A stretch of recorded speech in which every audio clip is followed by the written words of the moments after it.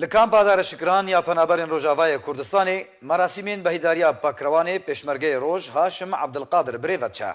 Bi beşdariyeka berfireh ji rêxistinên Partiya Demokrata Kurdistan Sûriye û partiyên NKSê li Hewlêr û bajarokên û kampên din yên Herêma Kurdistanê bi amadebûna fermandeyên leşkerê Roj ji duh ve bihîdariya Pakrewanê Pêşmergeyê Roj Haşim Abdilqadir li Kampa Dareşikiran birêve çe û hîn jî berdewam e. Di merasîmên duh de yên bihîdariya Pakrewan Haşim hejmara gotin hatin pêşkêşkirin yek ji wan gotina leşkerê Roj bû ku ji aliyê muqeddem Dilovan Robarî endamî Komîteya Navendiya Partiya Demokrata Kurdistan Sûriye ve hat pêşkêşkirin.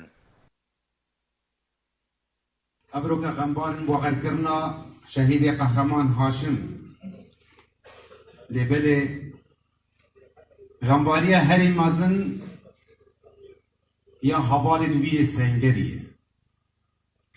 Pêşmergên hevsengerî wî ji ber ku dizanin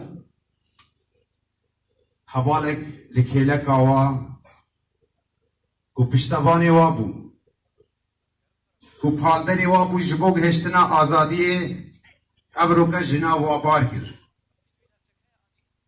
Heta ku مهو پیشمرگه کی دگهینه آسته کی براوانی کیرنه ج آخه ج کرامت ج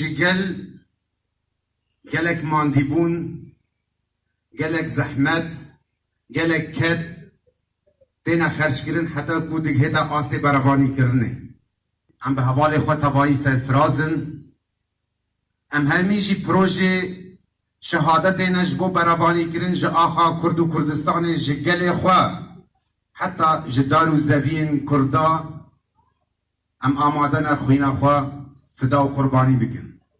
لشکر روش همی پروژه شهادت نه، پروژه قهرمانی نه، پروژه فداکاری نه.